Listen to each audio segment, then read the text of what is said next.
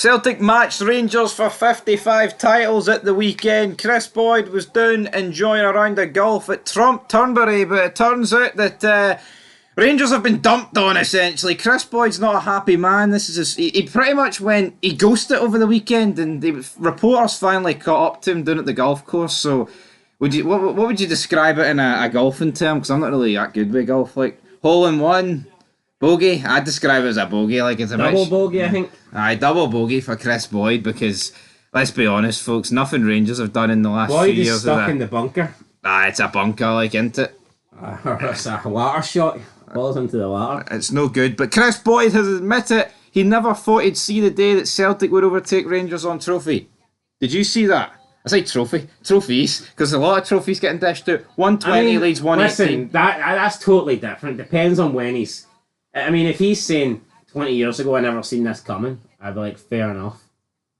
I think that when Rangers went down to League Two, I mean, straight off the bat you're looking at it and you're going, right, well, Celtic are going to have a few minimum. Win 3 or 4, right? But it's not. Even when Rangers got up, it's like we've seen it coming for a while. Yeah, I've been saying it for a while. I've been saying that, you know, what all Rangers fans do is talk about how they're still the best, but still better than Celtic causes their titles, whether it be total titles won or league titles won. And I have been saying that here, sooner rather than later, Celtic's going to overtake them in both categories. They've already overtaken them in full trophies won, total trophies won, and they're level now with league titles. They're favourites to win the league next season. The likelihood is they will win 56 and they'll overtake Rangers. So, I mean, I think a blind man could have seen this coming. Unless Boyd means growing up, and even if he went with during his playing career, then I could maybe. We'll get into his quotes, right? But you're right. 2012. Even then, he's not even that long retired. 2012, right?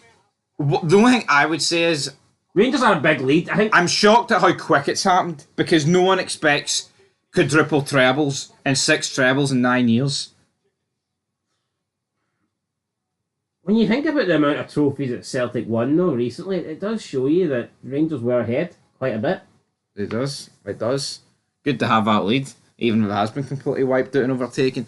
Anyway, we'll dive into Kris Boyd's comments and we'll react to them. So he was down playing around at golf, alright?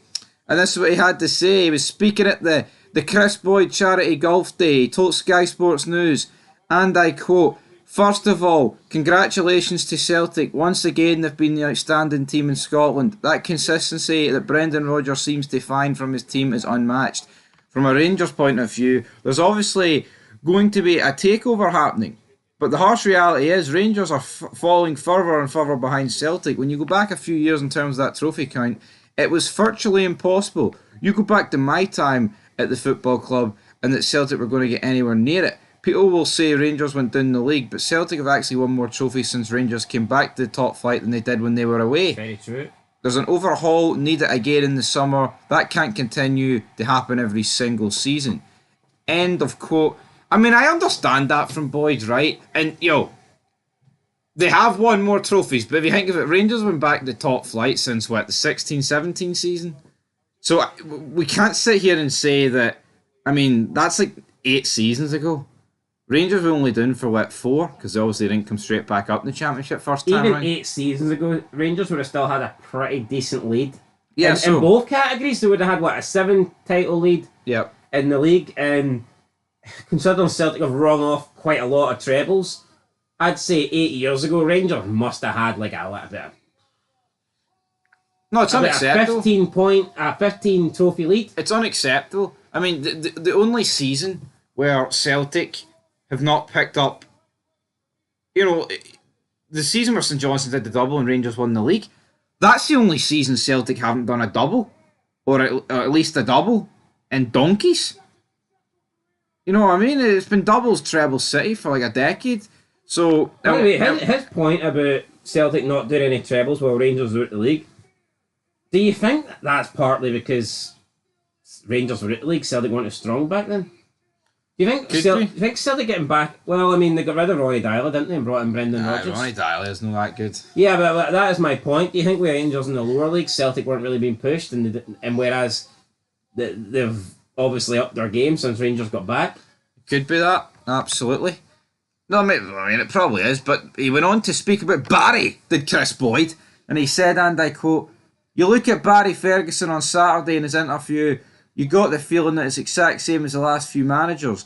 You might get a reaction for a couple of games, but the reality is there are too many players that will slip back into their own routines. It's the same old problems that pop up and cause them issues. Once again, there are far too many players that have seen off coaches and managers, and something is going to have to change." End of quote. Yeah, so a few words there about Barry Ferguson. Right, I'm going to say my piece about Barry. He has not got a snowball's chance in hell, pal, of getting this job. It's all over. It didn't matter if he won the last 5 games. I mean, he's fell at the first hurdle here. He comes out and says that the players aren't listening. They're refusing to play his tactics.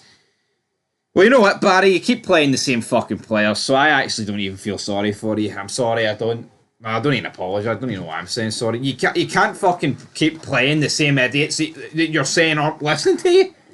No, but see if me and right, we did the Aberdeen Crane mode earlier, right? So I don't know when that's going to get uploaded, but probably after if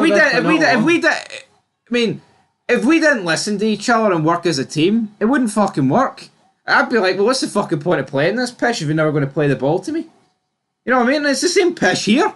It's like, if they aren't listening to you, Barry, then don't play them. No, I don't have a substitute. Anyone who watches it would think I don't listen to you sometimes. Aye, but it's just, I just don't get it, man.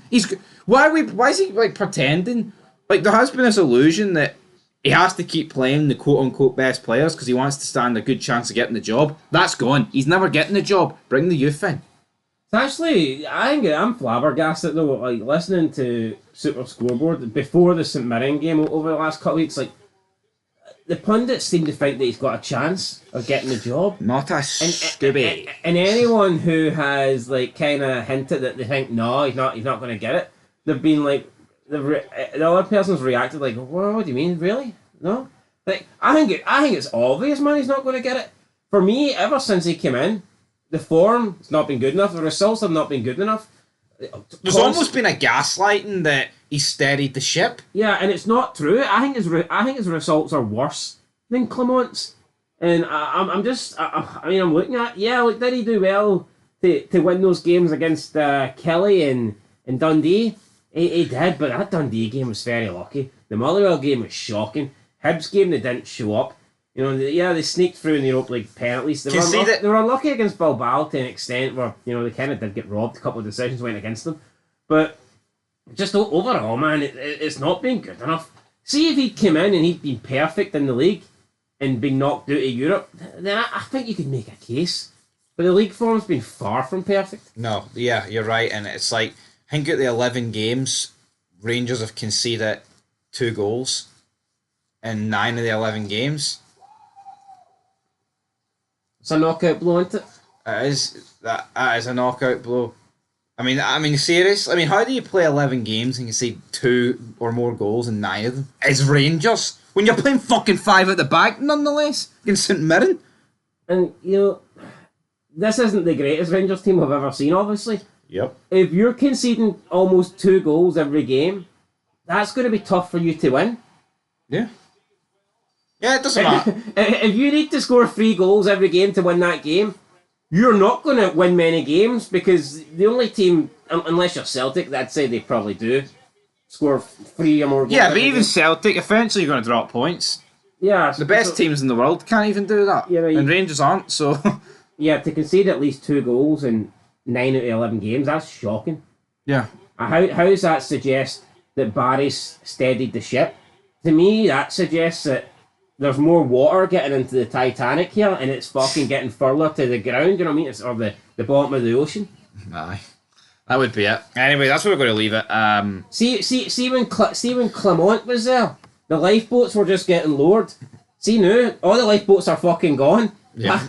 Barry Ferguson's the last guy on the ship, and there's no boats left. And unfortunately, he's the jack in this story. He's not on the plank of wood. He's not getting a plank of wood. Or the door, see, at the end of the season, he needs to walk the plank. Aye. Walk the plank, you wank. Anyway, nothing against Barry Ferguson. No, I like Barry, but he's beginning to spew shite. He's got his favourites. I remember him. I don't know. Barry Ferguson was good for me back in the day, club football. Now, there wasn't a Hearts edition, so I'll let you guys take a wee stab in the dark there. Which one did you play? Yeah, is that over there? I'll let you guys take in the West Wing. I'll let you guys I'll take get my binoculars out here if I can see it. I'll let you guys take a wee stab in the dark at what edition I bought. But anyway, aye. I digress. Stab at it. He's not getting it. He's not good enough. No, Listen, it's all right being a Rangers man.